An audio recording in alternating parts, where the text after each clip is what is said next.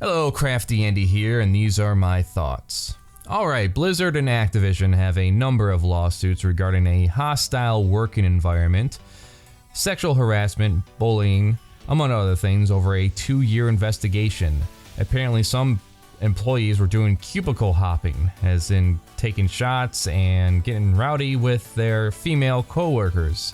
I have little doubt when it comes to the things that are being revealed here in these reports.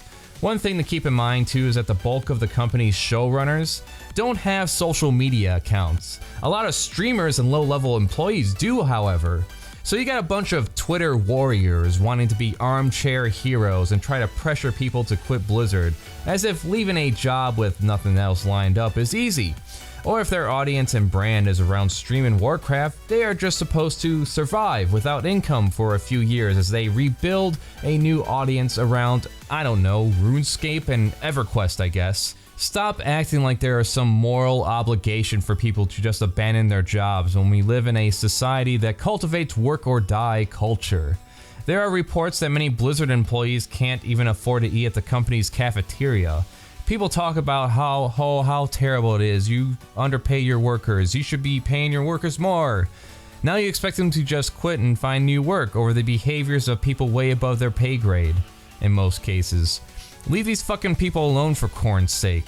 All that will happen is that they'll get replaced with people probably getting paid less than they are. Get fucking real. Maybe go outside and touch some grass, and let the adults who did the investigation sort things out with their big brain lawyers to take care of this shit. It's personally up to you when it comes to playing WoW and the like. For me, I understand the head writers and designers at Blizzard left long ago, which is why Warcraft 3 Reforged is such a disaster. I have no interest in Diablo 4, knowing the state of the company when it comes to directors and writers. Overwatch and Heroes of the Storm were their last good outings for the time being when it comes to me. I can only get so mad at companies like this. For one, being an outsider, the reality is I have little to say when it comes to what should be done. It's up to the workers to come together in order to make a reform and get some of these money-hoarding CEOs to at least resign, and then have all their assets stripped away and distributed to their workers. Let's not forget, I don't see Amazon, Nestle, Uber, ExxonMobil, I don't see any of them changing their practices. Don't even get me started on factory farming and the slave labor that makes all our computers and clothing. It kind of just makes you want to throw up your hands and say, well, we're fucked. I want to see those wronged get some form of justice. Who doesn't? It's demonstrated time and time again that we have very little power when it comes to these corpos. Focus on bettering yourselves and the communities you live in. Be thankful at the very least these things are getting less of a pass. Because I wonder how long has shit like this in these environments been allowed to exist through the century, and even still today. After so many stories of abuse in this fucking industry, after watching Ubisoft get away with years of covering for abusers, while the press ignores it and the fan base tells anyone speaking to shut up, I can only pray more people with the power to hold these companies to account do so. Even if it's something as small as refusing to cover their games as a press outlet, as a handful of outlets have now pledged, companies so rife with abuse need to be cut off, shunned, and told to go fuck themselves. Now, speaking of shit, apparently a lot of people lost their shit over this Kotaku article calling a shit game shit. A bunch of virtue signalers came out to pressure Kotaku for not being professional, contributing to toxic game culture, blah blah fucking blah. This is in reference to their review of XCOM, where they say in the title, 2K Games quietly releases an XCOM game that looks like shit. It does look like shit. Well, the game does look like shit. It plays like shit, and by all accounts probably smells like shit. And that's how I got blocked on Twitter. No one has a problem with someone like Stephanie Sterling calling the game shit, or Angry Nerd, so fuck off with this prudish bullshit. What are you proposing here? That we go back to a time when television was super sanitized in order to appease to the sensitive, conservative, superstitious masses? And these are the same people who call for game journalism to be more honest and challenging to these companies. IGN, GameSpot, and the like all have to be careful with how harshly they rate some of these games so they don't lose advertising dollars that pay their bills and employees. If you need a good example of how broken the entire system is, go check out reviews for Skyward Sword. Most Zelda fans nowadays would say that that game's not very good, especially this guy right here. And what did IGN give it? 10 out of fucking 10. Why? Because it's a really popular Nintendo IP. 7.8, too much water. Oh, 10 out of 10, like Skyrim, but with water. Infamously, a GameSpot editor got fired when he gave the game Kane & Lynch a bad review because EA threatened to pull ads. So here's a bullshit game being released that a writer can just go to town on, and the public punishes them for it. They did change the title, by the way. Hope you're happy now. There was no fucking reason to change it. I can guarantee you the majority of people complaining don't even hang around a site like Kotaku.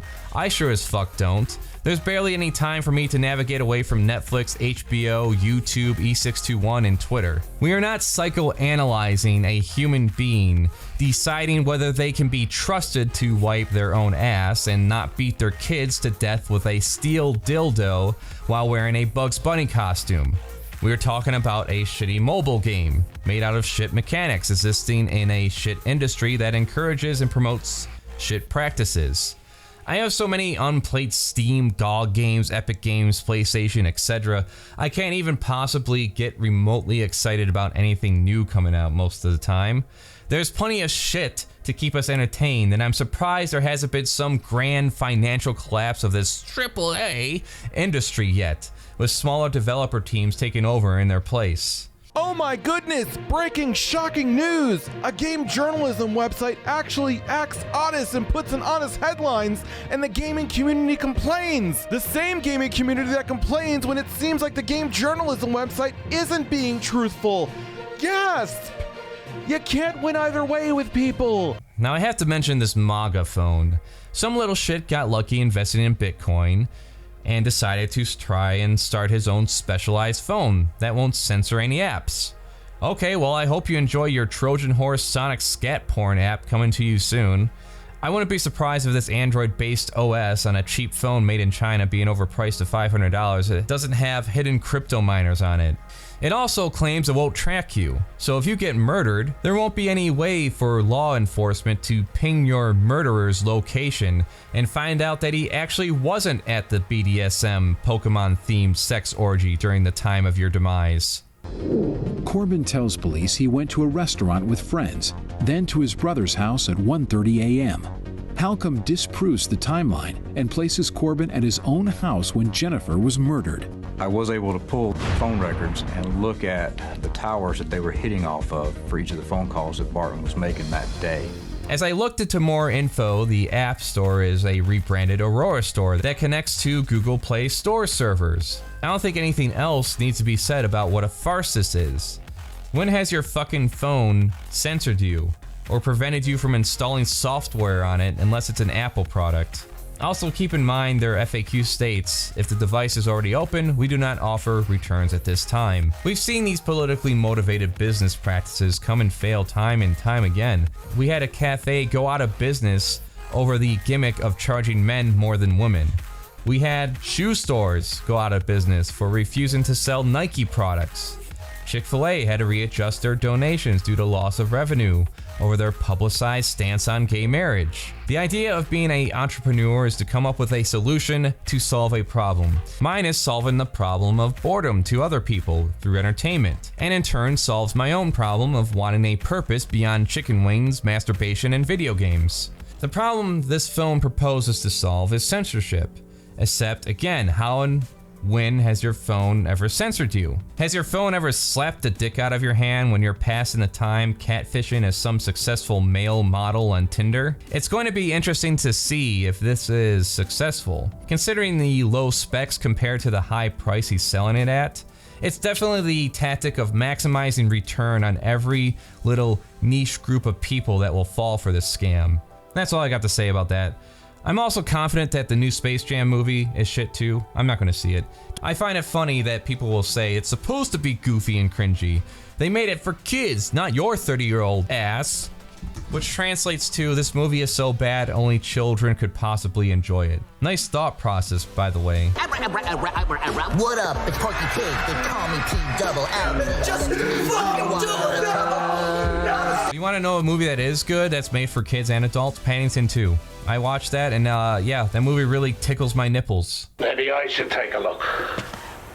I'm sorry, this is a private conversation. Oh, it's all right, Mr. Brown. This is my friend, Knuckles. Go here. And this is Phibbs. G'day. Spoon. Hello. Jimmy the Snitch. All right. T-Bone. Watch out. The Professor. Ho. Squeaky Pete. Ow. Double Bass Bob. Hello. Farmer Jack. Okay. Mad Dog. Johnny Cashpoint. Ka-ching. Sir Geoffrey Wilcott. I hope I can rely on your vote. And Charlie Rumble. It's so wonderful to meet you all. It's visually creative and cute, but what do I know? These are just my thoughts.